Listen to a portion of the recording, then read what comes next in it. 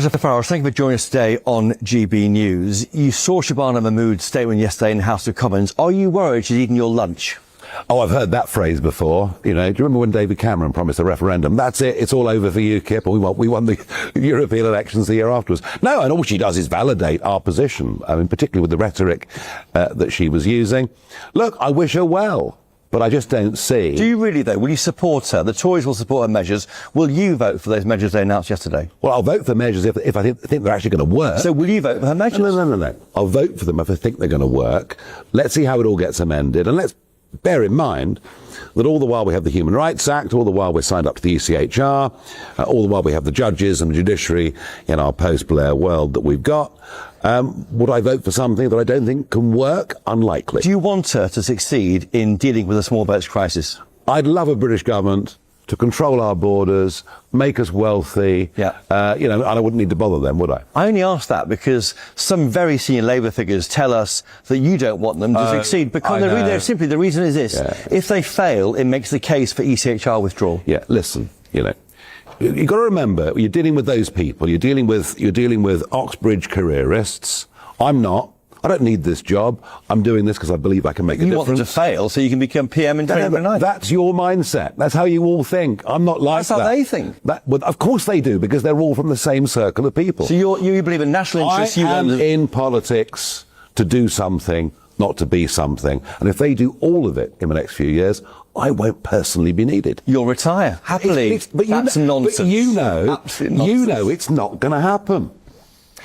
You've announced plans today for £25 billion worth of spending cuts. We don't even know who your shadow chancellor is. You're relying a lot on trust, on your ability to persuade voters. Why should they believe you? 16 months ago, you didn't give the party a cat's chance in hell of winning a single seat. Well, you won 5 MPs. Getting a significant... nowhere. And just look what we've managed to do in the last 16 months. It is a work in progress. I tell you what, just look how we broadened the team out, even over the course of this summer. So is there going to be a moment in time when you're going to see a potential shadow cabinet?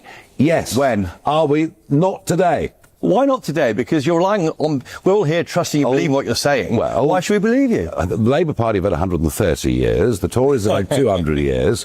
I've been back in this for 16 months. Give me a little bit more time. The big figures out today on migration. Have you seen them? They've revised up the 2023 ONS figures from 906,000 to 944,000, but they've cut the figure for last year in 2024 from 431,000 to 345,000. The Boris wave is subsiding, isn't it? You're losing the argument here. Well, Boris isn't there. I mean, you could argue that. Look, if you actually look historically at net migration into Britain from the late 1940s right up until the end of the 1990s, you're averaging net migration of about 30,000 a year. Some years, of course, even lower than that. So even if the 345,000 figure is true, it is still 10 times historically what we were able to absorb for decade after decade. It's still a massive number. What we can't get from Labour is what they would cut the small boats crossings to. They won't give us numbers. Will you end them within a few months of becoming prime minister? Yeah, just like Tony Abbott did. Tony Abbott. You will do that. Tony Abbott was elected in Australia. He said, vote for me, I will stop the boats. And guess what? He did. And how do you do that? How do you you tow them to France? They won't accept them. You'll be invading French waters with UK warships. Back to Agincourt. There's a couple of very, very basic things you have to do. Number one, you say, and you pass a law that nobody that comes via this route will ever be given refugee status. Number two, you are not free to walk the streets. You will be detained. As simple as that. And number three, you will be deported. And it's a really funny thing. I'm told, well, of course we can't send people back to Afghanistan. Well, you know what? The Germans are sending planes to Afghanistan every single week. So all of this is about political will. All of this is not being afraid in the short term of being condemned by some international courts and communities. How can we judge your record in local government so far? There are question marks about Kent, for example, your local council, of course, as a Kent MP. Why do we think you can do better against the so-called inertia of the blob? Well, 2 points to make. Firstly, we've only been there for a very short period of time. Secondly, you're placing a level of scrutiny on us that you never bothered to do with Liberal Democrats, Conservatives or Labour. Because you're untried, you're untested. They've been around for a while. Oh, they've been tested, all right. Don't worry about that. And they've both failed completely. And that's why people want something fresh. They want something that is new, and they want something that's actually got a coherent vision of where it wants to get to. Will we be perfect? Of course we won't. Are we heading in the right direction? You betcha. Nigel Farage, thank you for joining us today on GB News. Thank you. Wow, that was Nigel Farage speaking to Christopher Hope. I like this line. We said, I'm in politics to do something, not to be someone. It's very interesting, isn't it? Well, let's get the reaction now from a Labour MP for Kettering, Rosie Writing. Rosie, good afternoon to you. Hopefully you got to hear at least some of the interview there with Nigel Farage. Did you ever see a world where the leader of Reform UK is considering, from what I heard, voting with the Labour government on this issue? But of course, a big caveat to that, and in terms of the amendments which may come through.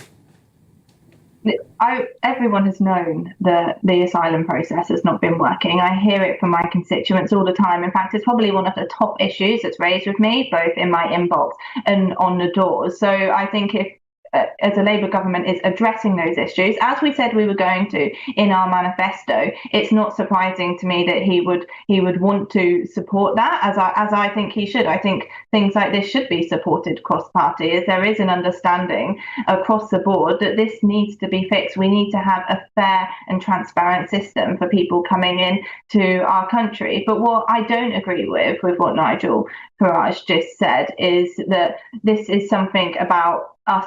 We're doing this because he has pushed us to. This is not about that. This is about a Labour government fixing the crisis that is in front of us that we inherited. It's our moral obligation to do that for the people who work incredibly hard in this country and want a country that works for them. Okay, so Rosie, you're not... Yeah. So do you agree with Shabana Mahmood then and her plans? And will you vote for the plans that she puts forward? Yeah, I support Shabana in her statement yesterday and what she's laid out in fixing this absolute mess that we've inherited. I think people have waited to hear this for quite a long time.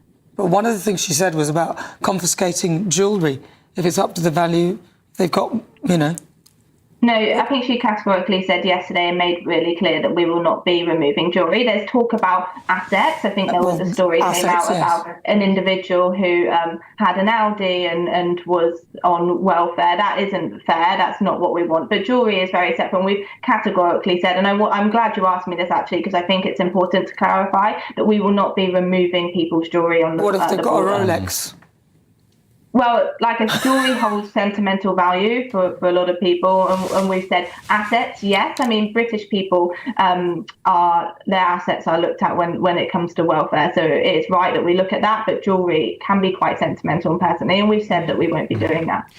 Rosie, one of the concerns for the government is backbench Labour MPs. And as you say yourself, you're going to be supporting government on this, and yet 20 so far have gone on the record to say they will not be supporting this, which led to Kemi Badenoch, for example, yesterday saying that she would be willing to offer cross-party support. What's your message to those Labour MPs who are going to oppose the government here?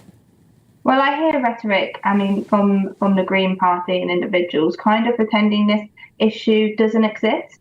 And this isn't about party politics. The British people can see that there is an issue here. And like I said earlier, it's our moral obligation as a party in government not just to walk by issues and pretend they're not there, even though sometimes that would be the easier thing to do, but address them head on. And this is something that needs to be addressed. Like I said, it's one of the top issues that my constituents want us to take action on. And I'm pleased to see that we're doing that. But when it comes to Kemi supporting us and her kind of rhetoric from the dispatch box yesterday, it's quite shocking to me because they take absolutely no responsibility that the mess that we're in is partly because of their open borders policy and the number of hotels that the taxpayer fitted the bill for across the country. Well, to be fair, your Smash the Gangs hasn't done anything. In fact, we've got more people coming in.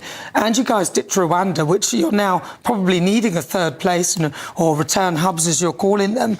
But just on the matter of Sir Keir Starmer, do you think he'll make it till the end of this Parliament? A lot of people are saying, a lot of the MPs are saying that they don't want him there. Do you want him there?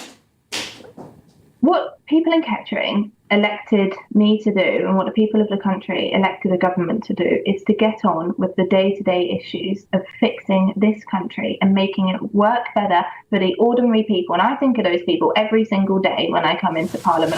I think people want us to focus on that, and that is being done by Keir Starmer's leadership. So that's a yes then? Yeah. All right. Thank you Okay, for that. Labour MP Rosie Whiting, thank you very much for joining us. All right.